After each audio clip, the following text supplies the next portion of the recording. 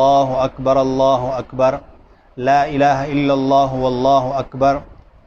اکبر وللہ الحمد۔ ویسے تو جب ذی الحجہ کا چاند نظر آ جائے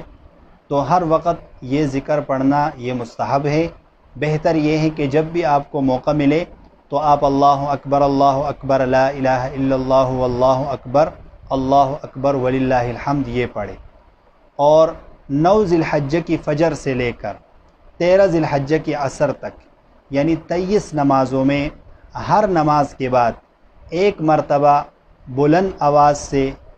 ہر شخص پر، چاہے وہ تنہا نماز پڑھنے والا ہو یا باجماعت نماز پڑھنے والا ہو یا مسافر ہو یا مقیم ہو یا مرد ہو یا عورت، ہر شخص پر فرض نماز کے بعد